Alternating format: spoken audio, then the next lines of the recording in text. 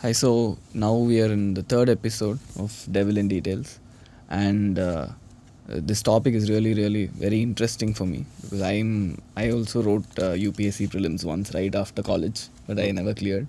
So after that, I didn't do my second attempt. I got into entrepreneurship, but now that the UPSC results are out, and we know AR1 Shakti Dubey, so probably has written it's her fifth attempt, and she's got the first rank now. So there are many more people who are still attempting UPSC. So this exam, is very transparent, and it's one of the best. Probably this exam is one of the toughest in the country or in the world. But people are spending 6 to 7 years or 8 years of their youth trying to prepare for this exam, and after that, about the success rate is 0.2%. So the remaining people, after 8 years, try to look for a different career. So it is actually makes their life a little questionable, or they have to put a lot more effort to getting somewhere in their careers. And with the statistics, about 13.5 lakh people have written this prelims exams in 2024. They apply 2024, and out of that, 14,600 people get into the mains, and finally 1,000 people become officers. So the success ratio is so small, but still people keep appearing because of the life it offers after you get into the civil service. So it puts a lot of different types of questions in mind. Like one is the financial strain it has on people who keep trying for 6-7 years, the mental health issues which have recently come up, the lack of alternatives, and the delayed career progression. People talk about startups and other career paths, but after 6-7 years they have a very delayed start. So is there any alternative after you fail at UPSC after 5-6 attempts? So today's podcast, I would like to ask you as to can there be other methods of conducting this examination, because it's youth is like the main aspect when it comes to the development of the nation. And if people, 13-14 lakh people, focus on this exam, and 99% of them look for alternatives after their results, is there something better which can be done in terms of the examination itself, is what I would like to put forward. Yes, Vignesh. The moment results were out and it was known that the candidate who scored the first rank, there was a lot of discussions about this fifth or sixth attempt. Yes. And her being some 28 or 29 yes. years. And as you rightly said, what happens to almost 99.7% of yes. candidates who have not made it at all, even after so many attempts. Right. So let us first analyze the whole thing. First of all, let's understand that UPSC is a constitutional body which is charged with conducting exams or recruiting public servants, both for military as well as civil, of the top ranks. I mean, for all they conduct the NDA exam, they conduct the UPSC civil service exams. So all the senior officials of Government of India, both military and civil, are recruited by UPSC. Right. And UPSC is one of the most respected institutions in this country, with a respect which everybody all round has got, and those who qualify through UPSC exam command some respect in the society. Right. That being said, this exam definitely should be looked into, the plan of the exam.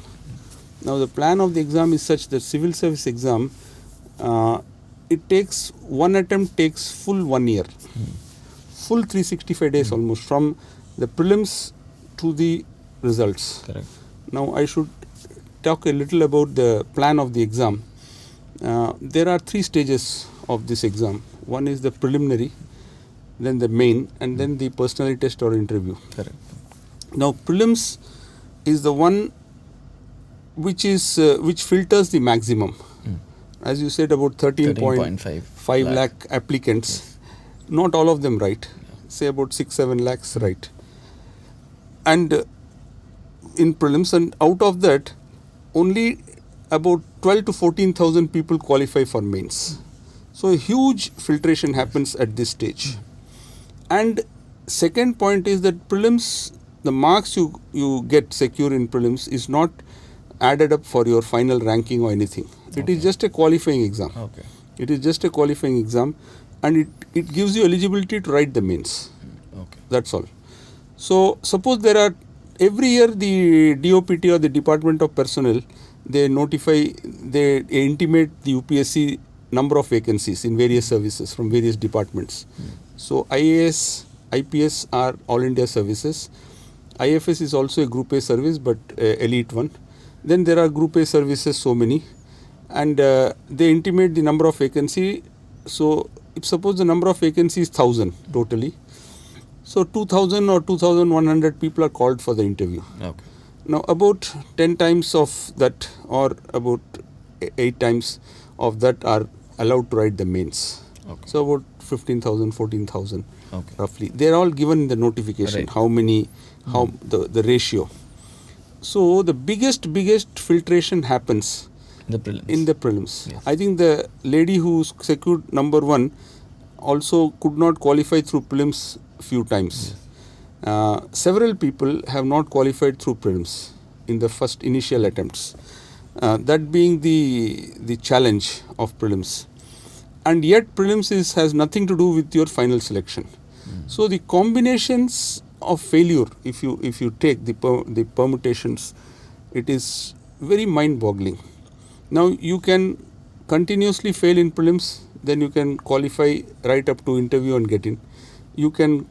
There are people whom I know who have successfully got into a service, in Group A service, but next attempt they have failed in prelims itself. Okay. For a In different prelims service, itself. they want to shift. Probably, right? For shifting to maybe IAS or IPS or some other service, a candidate wants to write again. He has failed in prelims itself. He has not qualified in prelims itself.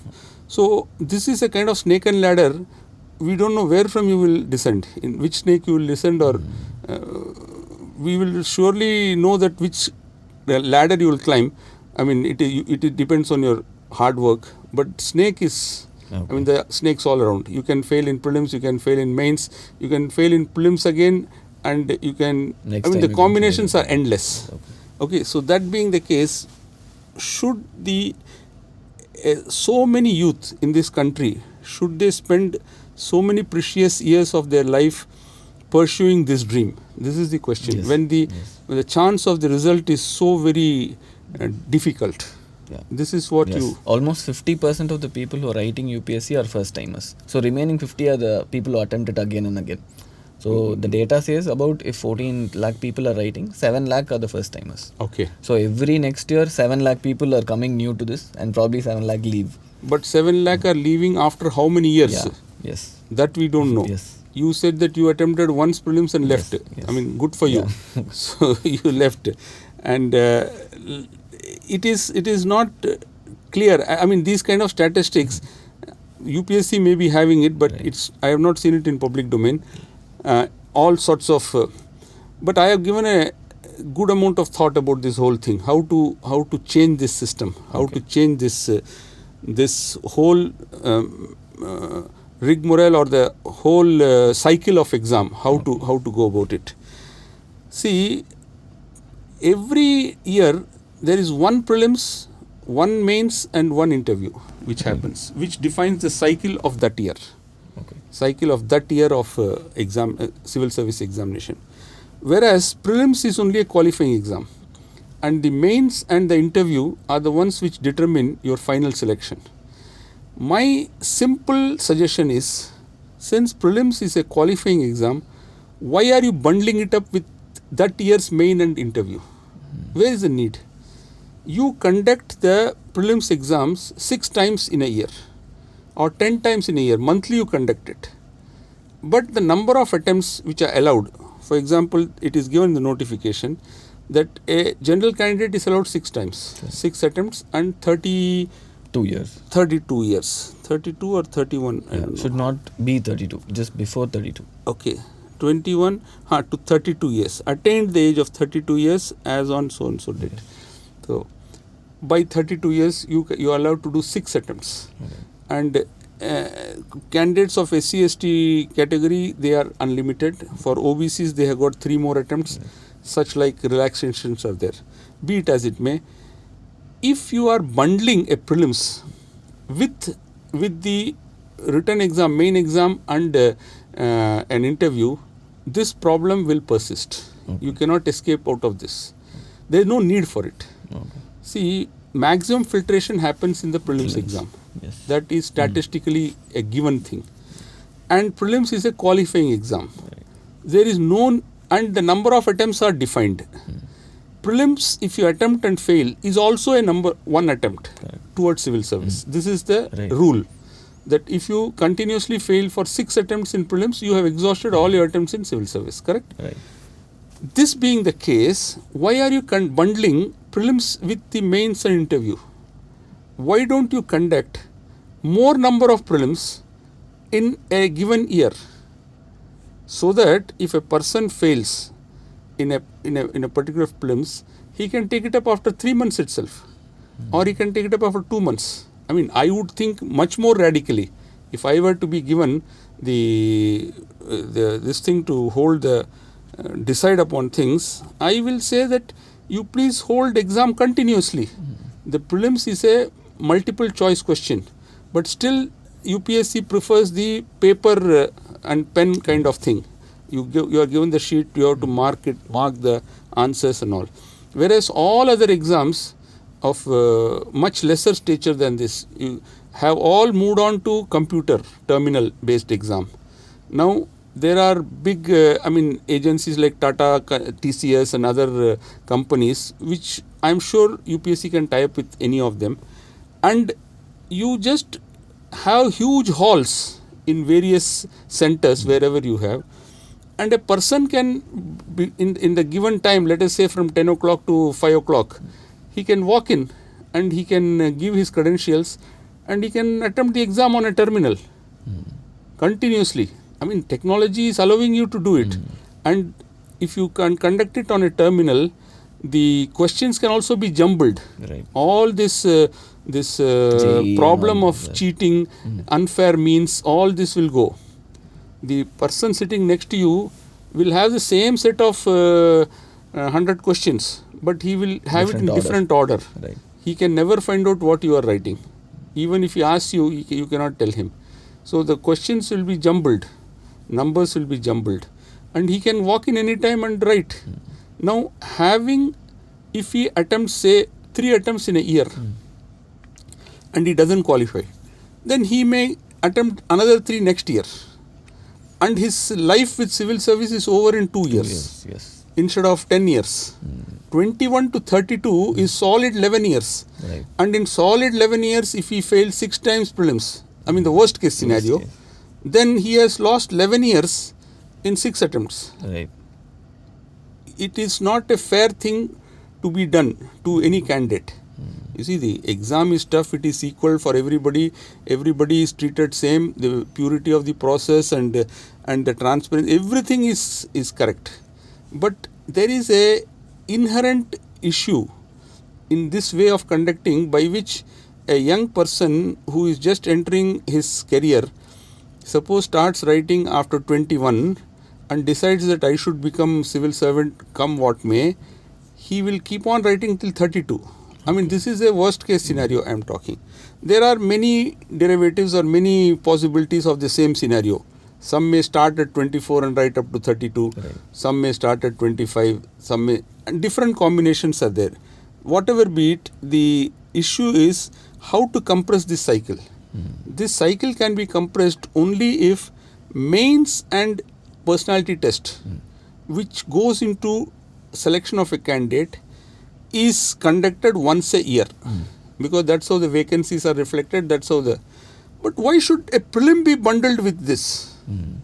Okay. If maximum number of people are failing in prelims, you allow them to write all their attempts as fast as possible, now, or as they want. If suppose you conduct 6 times prelims, or as I said, continuously you conduct, a person who fails in this prelims, he will not wait for 1 more year to write prelims. He may take his chance maybe once more this year or twice more this year. He may analyze the mistakes that he has done in this exam, and then now the question arises, if suppose a person writes like this and he qualifies into a particular time, third time in the same year into prelims, which mains he will be eligible? He should be allowed, he should be eligible to the next mains. Next mains, whichever is the next mains after his prelim qualification, whichever is the next mains, he should be eligible for that. And how many people, so let us say 1,000 vacancies. So let us say 12,000 people or 14,000 people can be qualified for mains.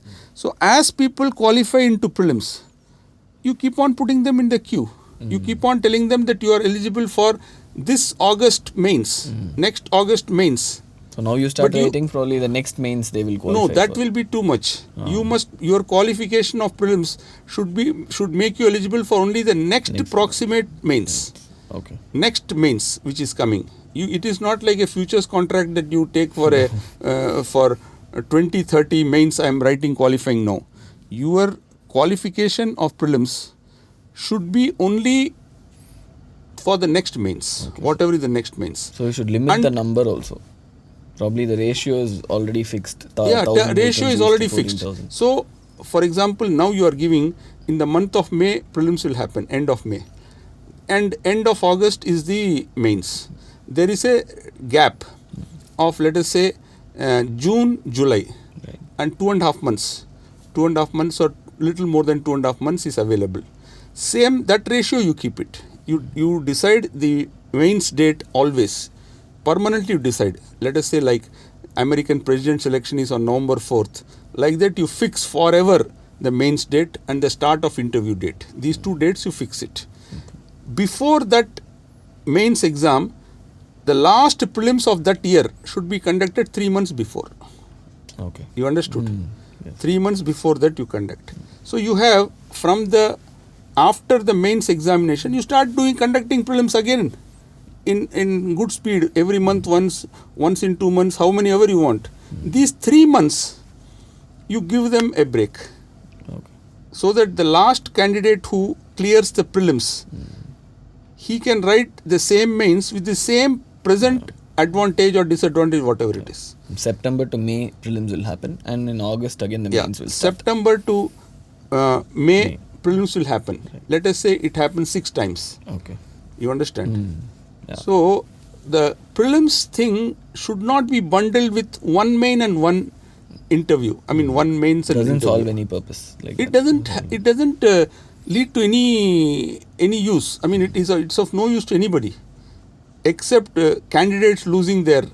There are many candidates who have written their prelims, then their mains, they have gone to interview, failed, come back. Again prelims, failed in prelims. Again, everything is taking one year. Why should it take 1 year? If you remove this prelims into this 1 year cycle, you will have a tremendous advantage. You will compress the whole thing. People will not wait for 1 year to write the prelims again.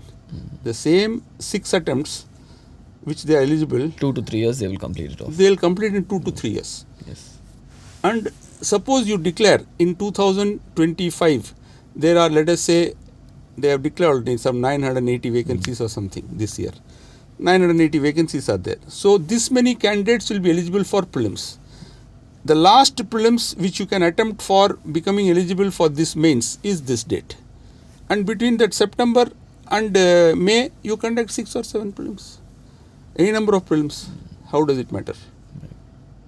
How does it matter? Like people write those IELTS and exams like that. Whenever correct. they can book and they can go right off. IELTS is there, even TOEFL, GMAT, I think. yes. So many exams are there which keep on happening. Same exam keeps happening all through the year. Yeah, they can book the slot, And they can go and write. 100% I feel that UPSC should go for digitalization of prelims exam. It should no more continue with this booklet form. Is there anything specific why they are not getting into the digitalization part, sir? No, they have digitalized many things. The whole thing is so well organized as it is. But only this prelims thing, I don't know. What is the reason or what is the rationale behind it, I don't know. Because the numbers is how many? 7 lakhs or something. Yes. There are similar numbers in various other exams also. JEE and And if you stagger, if you conduct more number of prelims within an year, the numbers will also come down per attempt. yes. You see, 7 lakhs, 8 lakhs get 3-4 accumulated lakhs might write. It for might one be full one. year. Applications are some 13.5, whereas actual people who wrote is 5 or 6 or 7 lakhs. Okay. So that number also will get staggered. Right. That number also will, they will find, they will not crowd into the same prelims. Like now they are forced to write in the same day. If you have 6 prelims in a year, it will get staggered. The load will come down. Right. And you can tell that these 6 prelims are eligible for mains of 2026. Right. People who are writing any of these 6. And same numbers. You conduct the same, you have the same numbers. That 12,000 or 14,000, whatever is the numbers for mains. You do the same thing. There may be, I mean, in our country, there may be, if you suggest something, there may be 100 counter suggestions. They'll say that each of the 6 prelims will have different cutoff marks. So, cutoff marks is for that particular prelims and number of people getting into through that. Right. I mean, through that particular prelims. Mostly like a percentile. Yes, it is like a. So, how does it matter? See, it is not that prelims number 1 of this year, if suppose the cutoff mark is 95, and suppose the prelims number 2 of this year, the cutoff mark is, let us say, 88 or 90. The number of people you are going to take from each prelims, you determine, because you have to allow only 14,000 candidates for mains. You find out a formula by which the number of candidates who will be selected each prelims. Then the same person may qualify in the 3rd prelim of this year instead of waiting for one more year, because he has to write 6 prelims in a period of about 12 years or 11 years and then find himself in the middle of nowhere in his career and in his life. We are only celebrating people who have passed, but by your own ratio which you have just now told, about 99 point some percent of people never make it. Yes. So those who don't make it, they are nowhere unless they have alternate careers ready. I mean, they have taken they're already working. And they are working, something. or they have decided not to get hampered by these attempts. But otherwise, it's very difficult. We have to go and find out from people. Most of them end up in coaching institutes. I mean, to my knowledge, most of the people who have given 6 attempts and not passed, they get into coaching institutes. Okay. They start training people. They start training people. Now, it is such an ironical situation. Yes. But that's what is happening. But so my suggestion is that please delink prelims from the complete cycle. Prelims is only a qualifying exam. They can qualify any time. You can find a mechanism if everybody puts their, I mean, UPSC is one of the best organizations in the country. They can find solution easily. This is only a suggestion. Suggestion is that delink prelims from mains and interview. Mains and interview is the only one which determines the final selection. Prelims is only qualifying.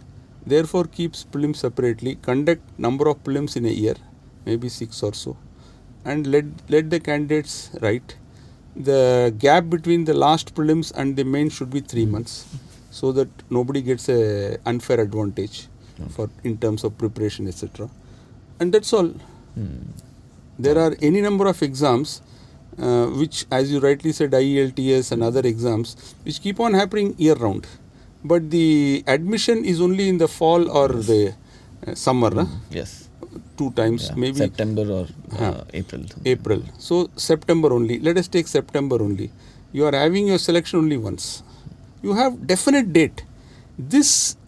On this date every year, every month of every year, there will be the commencement of mains. That is given. You kind of inscribe it on a granite and put it.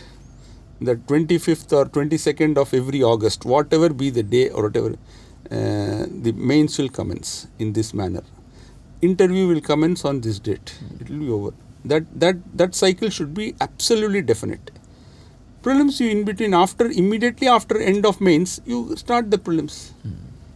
I am very sure the person who got first rank, but I have not seen anybody asking her that question, who got first rank, if it is her 5th attempt, she would have already applied for the 6th attempt.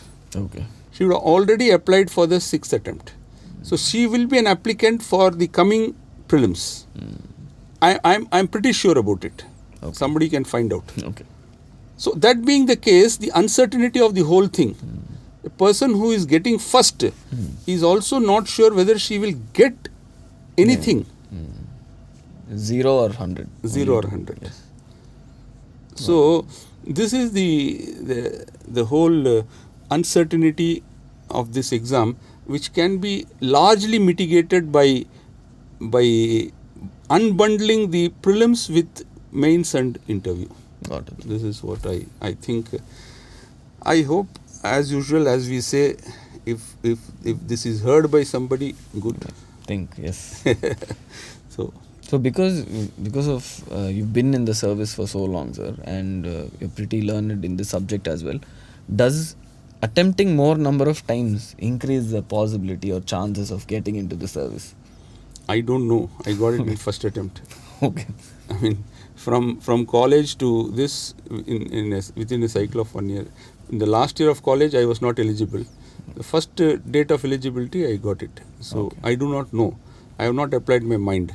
But Okay. we can think about it. Okay. The substantial question which you are raising is this, that number of times a candidate writes this exam and finally gets through, like the first ranker, does it show that the person has become more eligible to be an officer because of her attempts, or it is her ability to clear this exam?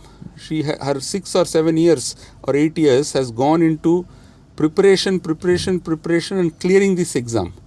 How has it improved her as an overall person to be an officer?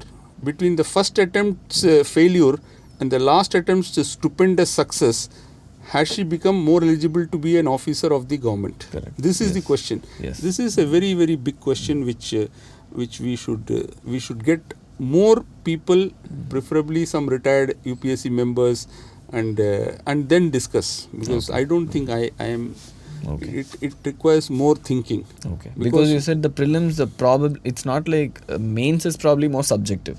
But when it comes to prelims, it's more of awareness, general knowledge, or your whatever is happening around you. Because the generalists. If you ask me, if I should reply to you in a more radical way, prelims should be eligible after 12th standard. Okay. People should be allowed to write prelims, because the books that people read and the level of questioning is all of about 12th standard only. Okay. The way of questioning, way of framing questions is different. Okay. Is becoming trickier and trickier by the day. Okay. But the level of knowledge, The underlying knowledge is only about NCERT. 12th, Okay. maximum little more than 12th. Okay. And a candidate with general awareness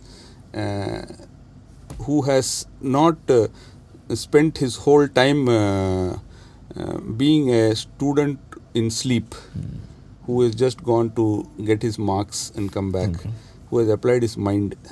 I mean, if he is a science student, then he will not even touch a social science book in his NCERT days, or schooling days.